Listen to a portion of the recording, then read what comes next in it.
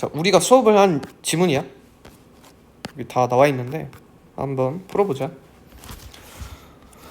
탄수화물은 사람을 비롯한 동물이 생존하는 데 필수적인 에너지원이다. 그렇구나. 탄수화물은 섬유소랑 비섬유소로 구분된다.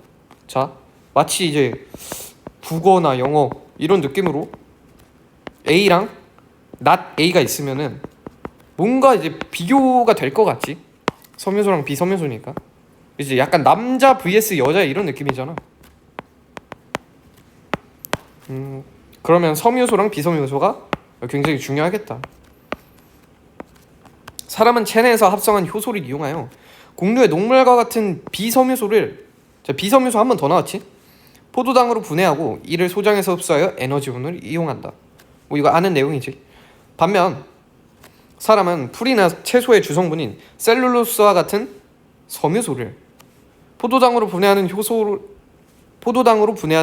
합성하지 못해서 섬유소를 소장해서 이용을 못한대. 그렇구나. 비섬유소는 이제 가능한데 섬유소는 불가능하다. 이렇게 생각해주면 되고, 소, 양, 사슴과 같은 반추동물도, 자, 그러면 이제 비교 대조가 한 번 더 나오는 거지. 원래 좀 작게 써야겠다. 섬유소랑 비섬유소, 인간 있고 동물 있고 섬유소랑 비섬유소 있어. 비섬유소는 가능하대. 곡류의 녹말과 같은 비섬유소는 분해가 가능하대. 근데 섬유소 같은 경우에는 이제 포도당으로 분해하는 효소를 합성하지 못해서 흡수를 못하지. 동물 같은 경우에는 비섬유소랑 섬유소를 모두 에너지원을 이용하면 살아간다라고 나와 있잖아. 그럼 비섬유소는 똑같이 되는 거고. 근데 섬유소도 되잖아, 얘는. 근데 얘나 둘 다 섬유소를 분해하는 효소가 없대. 그러면 이 메커니즘은 비슷한데 얘만 되는 이유가 뭘까? 라는 생각을 하는 게 좀 자연스럽지. 자, 그러면 다음으로 한번 넘어가 볼게. 위가 넷으로 나누어진 반추동물의 첫 번째 위인 반추위에는 여러 종류의 미생물이 서식하고 있다.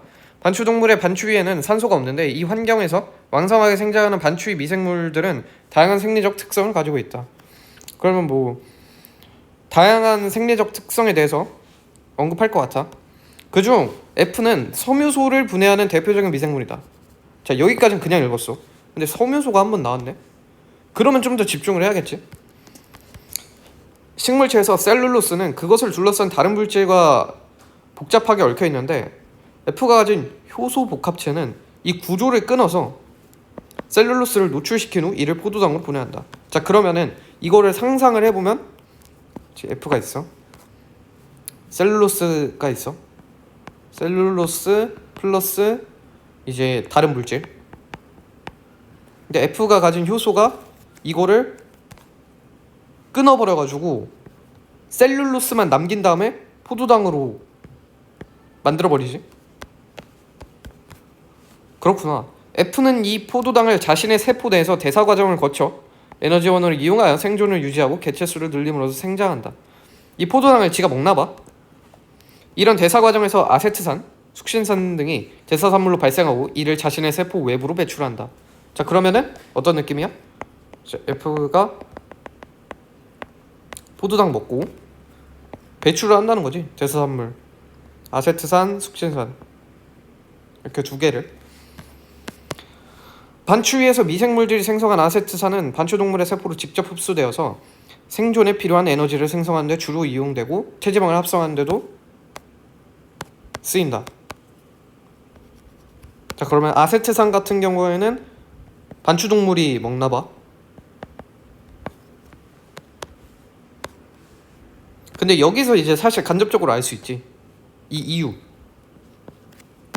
그러니까 반추동물이 섬유소를 분해하는 효소를 만드는 건 아니지만 반추위라는 곳에서 미생물들이 이제 이러한 과정을 거쳐서 이제 아세트산이 나오면 그 아세트산을 먹을 수 있다.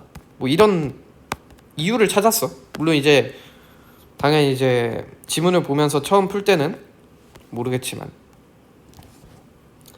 한편 반추위에서 숙신산은 프로피온산을 대사산물로 생성하는 다른 미생물의 에너지원을 빠르게 소진된다.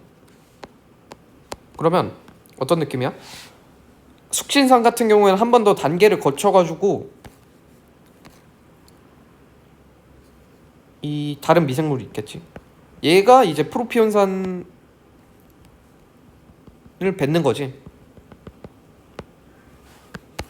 얘가 이제 숙신산 먹고 프로피온산 배출, 이런 느낌인 거지.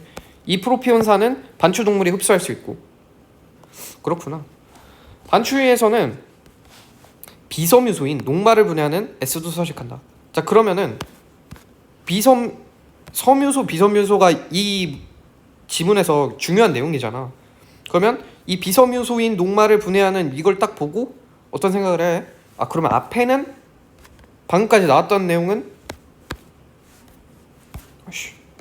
섬유소였구나. 정확히 말하면 반추동물이 섬유소를 어떻게 소화를 하는지, 에너지원을 사용하는지.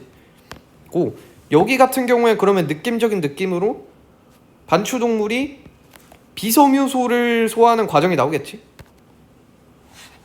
이렇게 예측을 할 수 있겠어.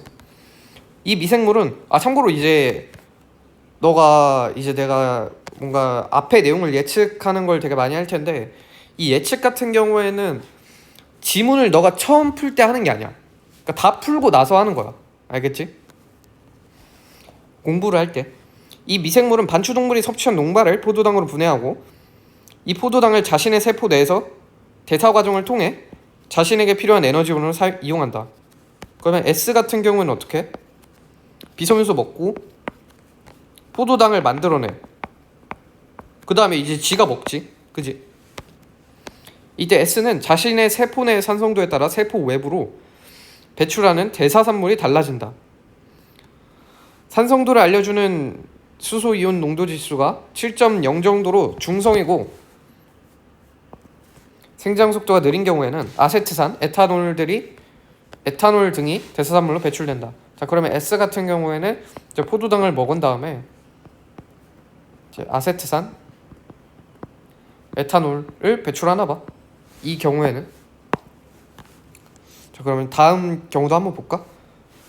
반면 산성도가 높아져 pH가 6.0 이하로 떨어지거나 녹말의 양이 충분하여 생장 속도가 빠를 때는 젖산이 대사산물로 배출된다. 그러면 어떤 경우에서는 젖산이 나오나 봐. 반추에서 젖산은 반추동물의 세포로 직접 흡수되어 반추동물에게 필요한 에너지를 생성하는 데 이용되거나 아세트산 또는 프로피온산을 대사산물로 배출하는 다른 미생물의 에너지원으로 이용된다. 자, 그럼 이 젖산이라는 놈은 뭐야? 마치 아세트산처럼 직접 흡수가 되거나 아니면은 이 아까 위에 나온 요 과정처럼 단계를 한 번 더 거쳐서 이 지가 먹을 수도 있는 거네, 반추동물이. 그렇구나. 그런데 S의 과도한 생장이 반추동물에게 악영향을 끼치는 경우가 있다. 반추동물이 짧은 시간에 과도한 양의 비섬유소를 섭취하면 S의 개체수가 급격히 늘고 과도한 양의 젖산이 배출되어 반추 위의 산성도가 높아진다. 이것도 이제 살짝 이해가 될 것 같아. 왜 Y? S의 개체수가 늘고 아무튼 이제 젖산이라는 건 산이잖아, 산. 그럼 이제 pH가 낮아질 거란 말이야. 그러면 산성도가 높아지겠지. 이것도 이제 pH 관련된 지식이 좀 더 많았으면은 좀 더 자신감 있게 읽었을 수 있겠다. 이에 따라 산성의 환경에서 왕성이 생장하며 항상이란 말은 항상 중요해. 젖산을 대사산물로 배출하는 L과 같은 젖산 생성 미생물들의 생장이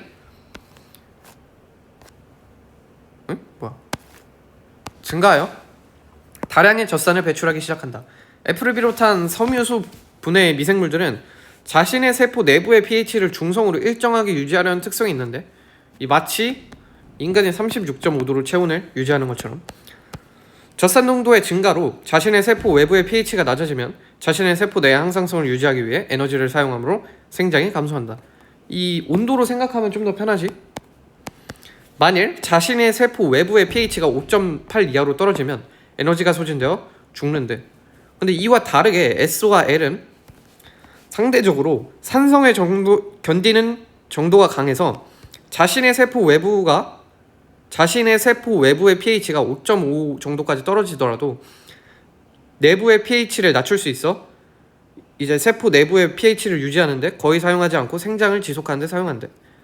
그러나 S도 자신의 세포 외부의 pH가 그 이하로 더 떨어지면은 죽는데, 그러면 산성에 더 강한 L을 비롯한 젖산 생성 미생물들의 반추위 미생물의 많은 부분을 차지하게 된다. 그렇게 되면 반추위의 pH가 5.0 이하가 되는 급성 반추위 산성증을 발병한다. 여기는 그래도 이렇게